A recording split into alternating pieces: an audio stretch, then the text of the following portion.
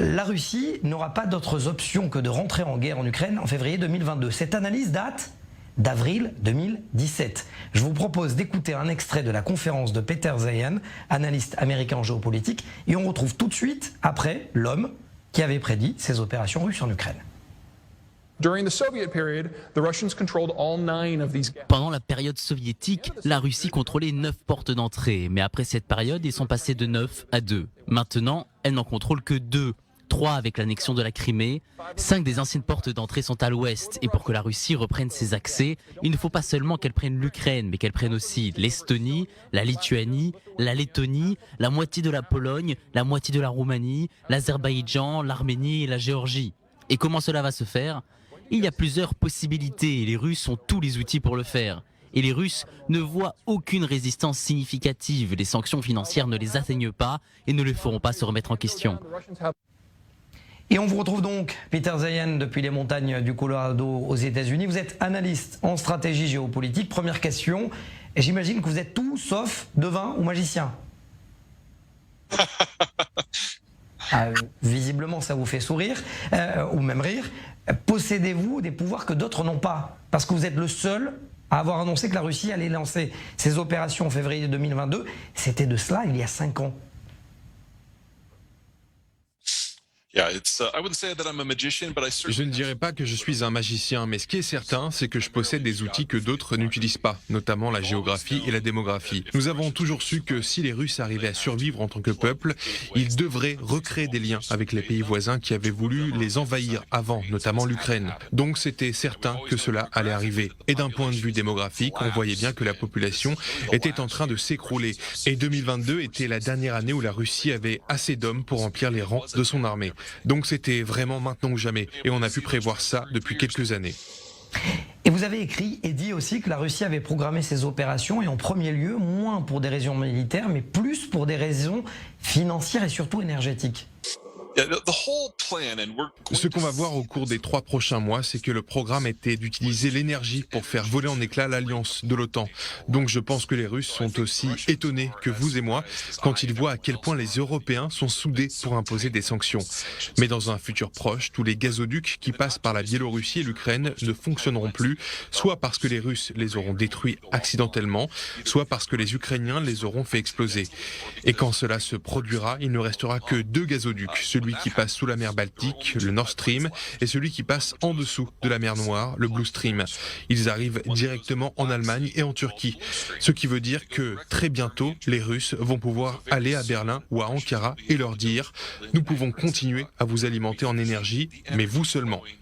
Et uniquement à condition que vous fassiez en sorte que l'OTAN ne puisse pas agir pour défendre l'Ukraine. Et je ne sais pas ce que l'Allemagne et la Turquie vont faire, mais c'est ce qui va se passer très bientôt. Ou en attendant, l'OTAN ne fait rien pour le moment. L'avenir nous le dira. Pour le moment, nous sommes encore au début du conflit. Cela fait seulement 3 semaines qu'il a commencé. Peter Zeihan, pour l'instant, le dollar est repassé en dessous de 100, mais vous avez dit en 2017 que le prix du baril pourrait atteindre 300 $. Est-ce que c'est encore réaliste? Parce que si c'est le cas, ça s'appelle clairement un 3e choc pétrolier.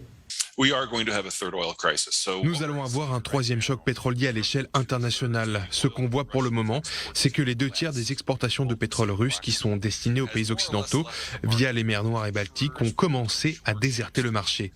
En effet, les compagnies d'assurance vont refuser d'assurer les navires qui iront chercher le pétrole, le personnel des ports européens refusera de le charger et les capitaines refuseront de l'acheminer. Donc aujourd'hui, ce sont déjà 3 millions de barils par jour qui ne circulent plus.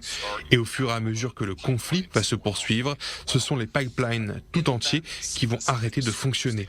Et dans cette configuration-là, nous devrions nous estimer heureux que le prix du baril de pétrole soit de 170 $ seulement, parce qu'il me semble que 200 $ est un tarif plus réaliste. Et quand nous en serons là, le président Joe Biden pourra arrêter les exportations américaines de pétrole brut. Quand cela arrivera, le monde n'aura plus accès au pétrole russe et américain en même temps. En Amérique du Nord, le prix de l'énergie est d'environ 70 $, mais dans le reste du monde, il ne redescendra plus jamais en dessous de 150 $. Et maintenant, alors que nous essayons de nous adapter aux nouvelles normes, je crois que 300 $ est un prix raisonnable. $150, $300. Vous avez publié également un livre au nom très équivoque et optimiste, The End of the World is just the beginning mapping of the collapse of globalization. La fin du monde commence à peine, cartographie de l'effondrement de la globalisation. En quelque sorte, je le traduis en mots simples, vous êtes en train de dire qu'il va y avoir un nouvel équilibre des forces et donc un Proche-Orient plus explosif. Bigger, but yes. Let's start with the Middle East, though. Oui, quelque chose plus large que ça. Commençons par le Moyen-Orient. Si les prix augmentent vraiment, ça veut dire que le coût de l'agriculture va augmenter lui aussi. Il faut bien garder à l'esprit que la Russie et l'Ukraine sont les 5e exportateurs mondiaux de blé et que la Russie est le premier pays exportateur d'engrais. La dernière fois qu'il y a eu une interruption dans le marché du blé en Russie, les prix ont triplé au Moyen-Orient. Il y a eu des séries de conflits et de soulèvements que nous appelons aujourd'hui le printemps arabe.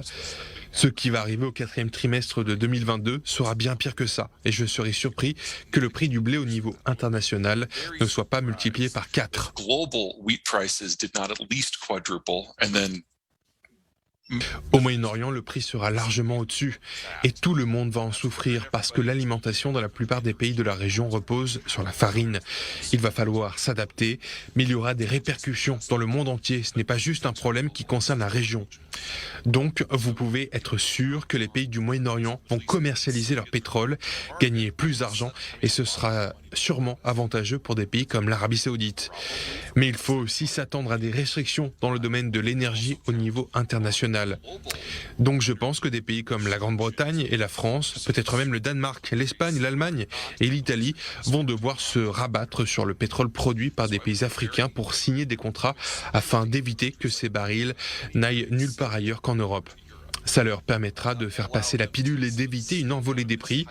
Mais pour les pays qui dépendent déjà du pétrole africain comme la Chine, il s'agit d'une multitude de facteurs catastrophiques. worst possible constellation of factors. Est-ce que vous pensez que Vladimir Poutine le savait? Est-ce que c'est pour ça qu'il a durci ses positions vis-à-vis de l'accord nucléaire? The Russians and the Iranians have always been an odd couple. Les Russes et les Iraniens ont toujours formé un drôle de couple. C'est une alliance de convenance. Et si les Américains n'étaient pas présents dans leur système, les deux pays se seraient déjà affrontés. Donc, d'un point de vue russe, tout ce qui peut entraver les exportations d'énergie à long terme est positif parce que ça leur rapportera plus de revenus. Donc, on a vu au cours des 2 dernières semaines que les Russes sont de plus grandes barrières qui existent pour un accord entre l'Iran et le reste du monde. Il y a de nombreuses négociations de paix en ce moment, mais la Russie et l'Iran ne sont pas des alliés naturels. Et au cours des mois à venir, nous allons voir que leur relation va se détériorer. I don't want to put too firm of a Peter Zeihan, le seul stratège qui a prédit la guerre en Ukraine 5 ans plus tôt, merci. Et au fait, est-ce que vous pouvez prédire quand est-ce que je vais gagner peut-être au loto? Si j'avais vraiment ce pouvoir, je vivrais déjà sur une île déserte. Ben, je ne le saurais pas donc du coup. Merci à vous et à très vite dans Défense.